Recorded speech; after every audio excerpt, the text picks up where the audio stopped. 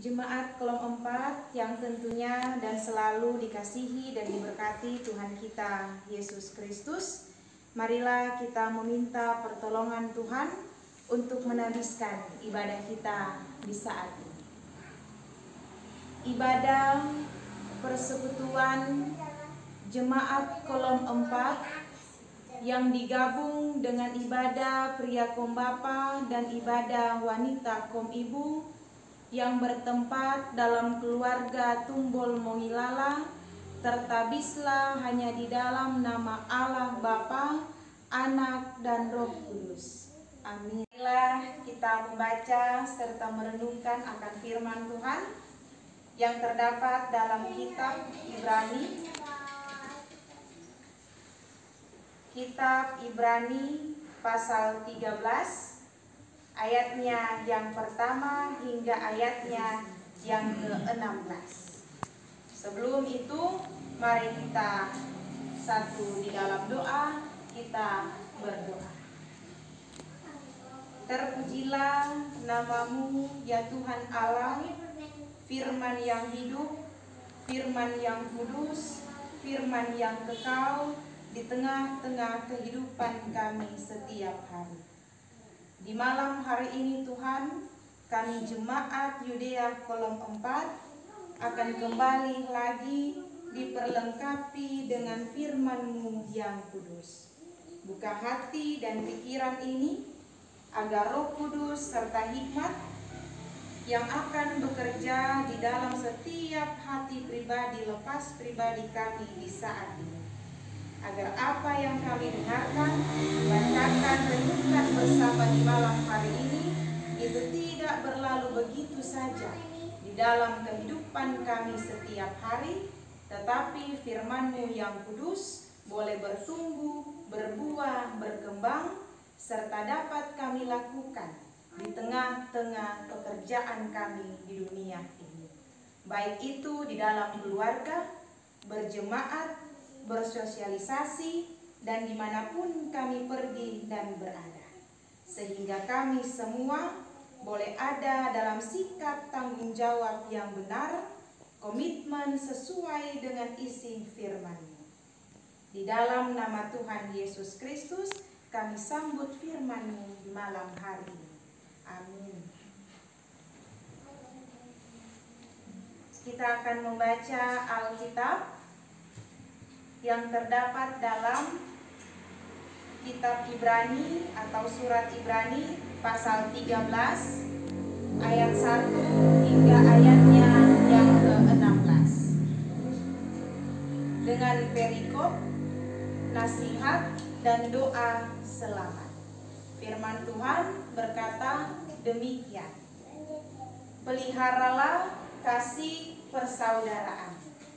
Jangan kamu lupa memberi tumpangan kepada orang, sebab dengan berbuat demikian beberapa orang dengan tidak diketahuinya telah menjamu malaikat-malaikat. Ingatlah akan orang-orang hukuman, karena kamu sendiri juga adalah orang-orang hukuman. Dan ingatlah akan orang-orang yang diperlakukan sewenang-wenang, karena kamu sendiri juga masih hidup di dunia ini.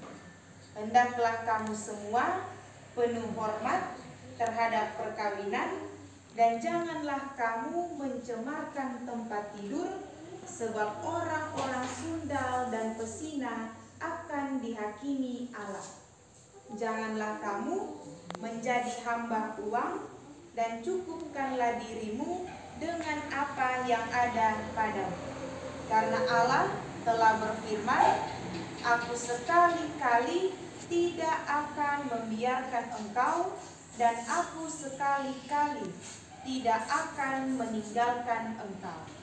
Sebab itu, dengan yakin kita dapat berkata, Tuhan adalah penolongku, aku tidak akan takut.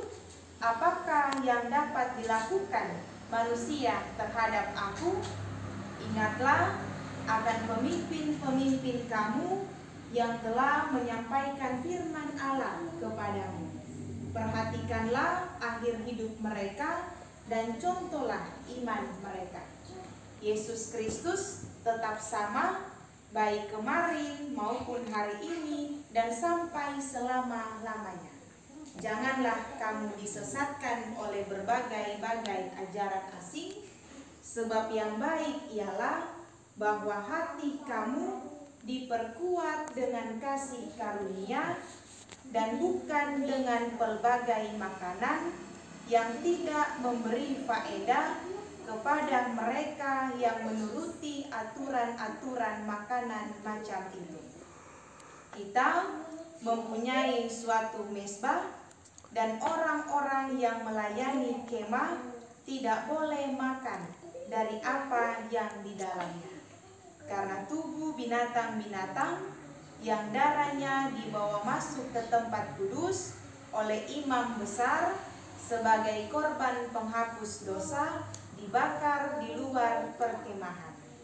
Itu jugalah sebabnya Yesus telah menderita di luar pintu gerbang untuk menguduskan umatnya dengan darahnya sendiri.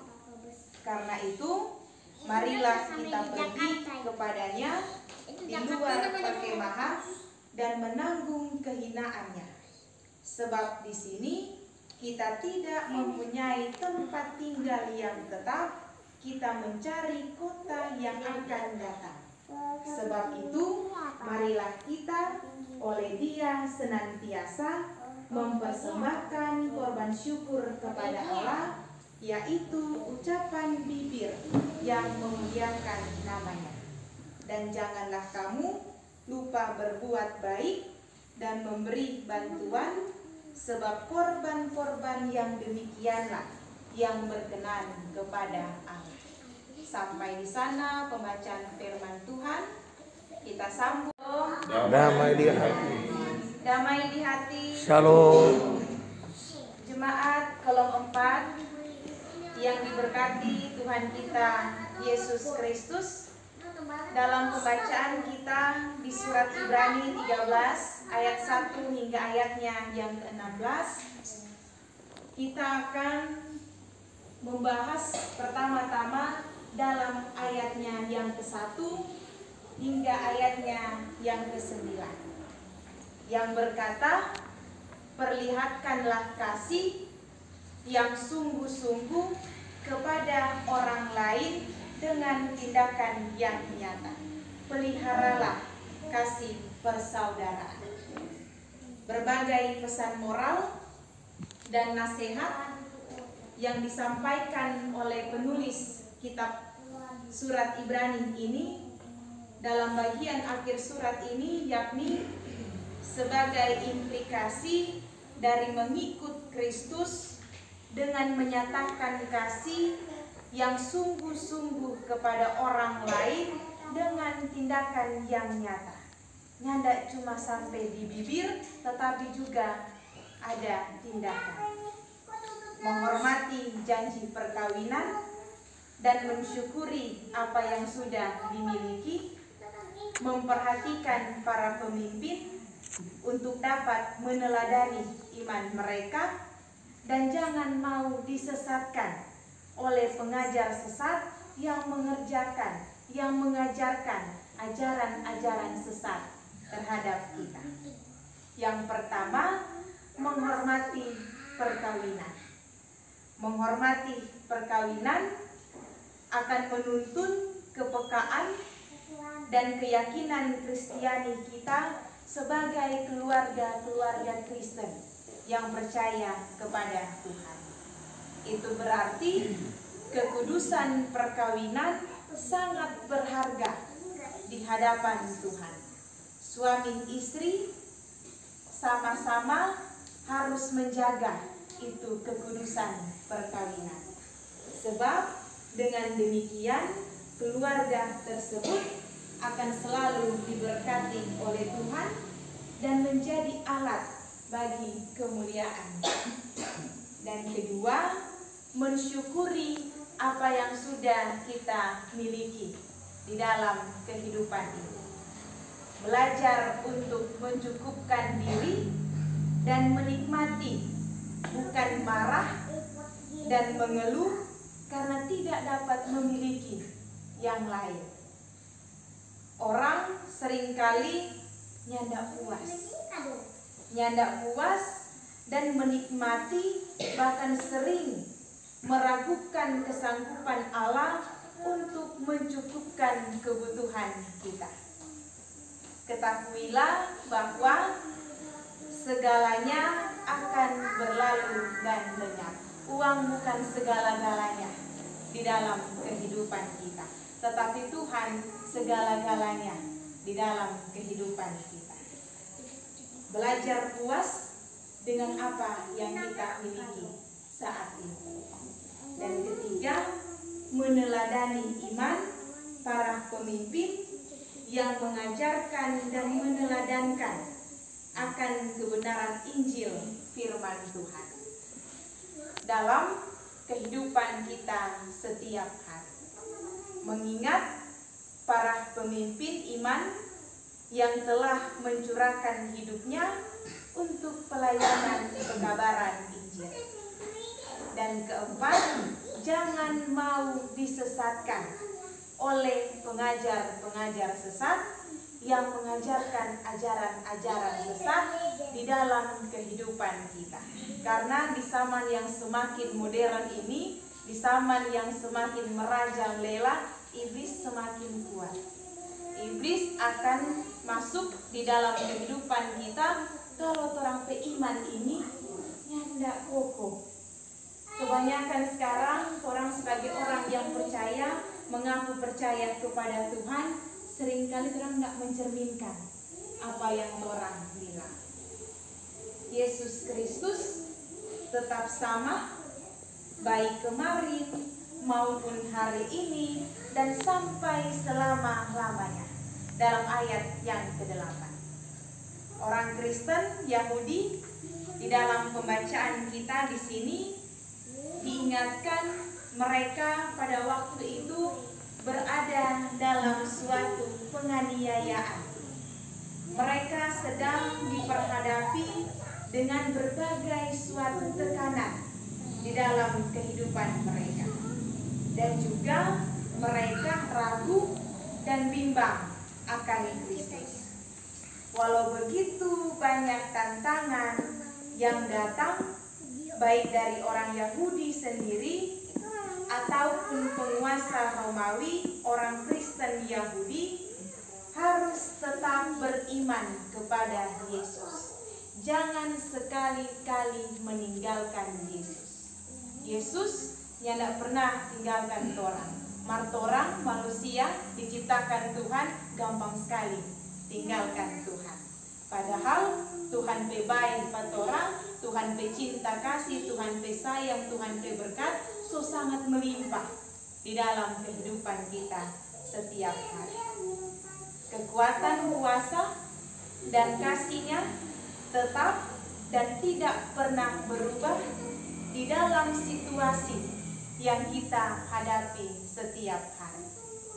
Kita harus mengerti bahwa Tuhan Yesus tidak pernah berubah. Kuasa, kasih, dan janji setia-Nya tetap tak akan pernah berubah. Torang mau senang, torang mau susah, torang mau bahagia, ada tantangan, kesakitan, pergumulan, Tuhan tidak pernah meninggalkan Tuhan. Tuhan pesayang empat orang luar biasa. Di saat kita menghadapi berbagai persoalan, kita harus tetap percaya kepada Tuhan. Kita harus terus mengandalkan Tuhan di dalam kehidupan ini. Pemazmur pernah berkata, sebab Tuhan itu baik, kasih setia-Nya untuk selama-lamanya, dan kesetiaan-Nya tetap turun-temurun. Jika saat ini kita sedang mengalami berbagai kesulitan, tantangan hidup, pergumulan yang berat, jangan torang pernah putus asa. Jangan torang langsung goyang, torang beriman. Apalagi pergi dan meninggalkan Tuhan dan minta tolong kepada Allah-Allah lain. datanglah kepada Kristus, karena Dialah yang sangat berkuasa di dalam kehidupan kita. Andalkan Tuhan untuk menolong serta memberi kekuatan yang baru di dalam kehidupan kita. Dan tentunya kita patut untuk berbahagia di dalam kehidupan kita. Kalau orang yang nak bersyukur, orang yang nak bahagia. Kalau orang yang nak bersyukur, yang ada damai di dalam orang sehat. Sebab walaupun segala sesuatu di dunia ini berubah, tetapi Tuhan tetap setia, mengasihi, berlimpah anugerah, dan mau menerima kita.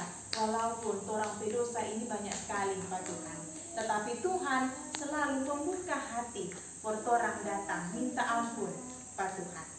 Kalau Tuhan Allah tetap setia, mengasihi, dan menolong, dan menyelamatkan kita, marilah kita tetap setia dan berlaku benar.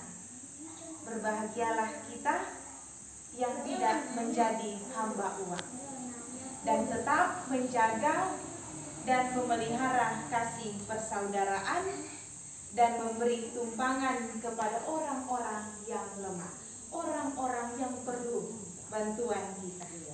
Karena Dia sudah memberkati kita, kasih setia dan kasih karunia sangat berlimpah di dalam kehidupan kita. Berbahagialah kita yang menolong orang-orang yang kena hukuman, dan orang-orang yang diperlakukan tidak adil dan sewenang-wenangnya, karena Dia sudah menyertai, membela, melindungi, dan memberkati kita dalam segala perkara. Berbahagialah kita yang percaya bahwa Dia, Yesus Kristus Tuhan kita, adalah satu-satunya penolong yang setia, yang benar, yang selalu menepati janjinya di dalam situasi dan kondisi apapun yang kita selalu rasakan. Baik kemarin maupun hari ini dan sampai selama-lamanya, Tuhan Yesus tidak pernah berubah. Karena Dia adalah Allah yang hidup, firman yang hidup, dan yang memberi kita kehidupan yang kekal sampai selama-lamanya. Berbahagialah kita yang setia beribadah, berdoa, bersyukur, memuji, memuliakan, menyembah, memberi persembahan, melayani firman Tuhan dengan baik, lebih baik dan sangat baik, karena Dia sudah menyediakan bagi kita kehidupan yang kekal, Yerusalem yang baru, penuh sukacita dan damai sejahtera dengan Allah Bapa yang bertata di dalam kerajaan surga. Jangan meninggalkan Tuhan di dalam hidup. Tetap setia dan selalu berharap kepadanya, karena Tuhan Yesus tidak pernah berubah. Kasih dan pemeliharaannya tidak pernah putus-putusnya, tidak pernah berkesudahan di dalam hidup ini. Peliharalah kekudusan hidup dalam keluarga. Suami istri harus saling setia dan tidak mencemarkan kudusnya perkawinan. Janganlah karena pergumulan, karena kesulitan ekonomi dalam rumah tangga, selanjutnya membuat suami istri tidak menghormati perkawinan yang sesungguhnya. Uang bukanlah segala-galanya dalam hidup ini. Hiduplah sederhana dan selalu mengucap syukur dengan apa yang telah Tuhan berikan di dalam kehidupan kita. Bersabar, bersyukur, dan selalu andalkan Tuhan. Tuhan Allah, Jehovah Jireh, Allah yang menyediakan apa yang kita butuhkan dan perlukan dalam hidup ini. Mungkin orang berdoa, orang minta berkat, tetapi Tuhan menyediakan berkat yang melebihi apa yang kita doakan. Dan pada akhirnya, persembahkanlah senantiasa syukur kepada Tuhan. Jangan lupa berterima kasih terhadap apa yang telah Tuhan berikan di dalam kehidupan kita setiap hari. Untuk itu kita sebagai orang Kristen awali kehidupan ini dengan ucapan syukur. Kalau baru-baru kita pimpin anak sekolah minggu, kita bilang pada orang bangun pagi langsung berdoa kepada Tuhan, bilang terima kasih Tuhan Yesus karena kita boleh bangun di pagi ini, kita boleh berkumpul bersama dengan keluarga. Diawali dengan ucapan syukur di dalam hidup ini. Bukan hanya dengan ucapan bibir semata, tetapi juga dalam tindakan yang nyata, baik terhadap diri kita sendiri maupun juga terhadap sesama kita. Tuhan Yesus memberkati firman-Nya dan juga memberkati kita semua. Amin. Terimalah berkat Tuhan, damai sejahtera dari Tuhan Allah senantiasa tinggal tetap di tengah-tengah keluarga Tumbul Mengilala, dan berkat-Nya senantiasa mengisi bejana kita semua yang hadir di saat ini dan untuk selama-lamanya.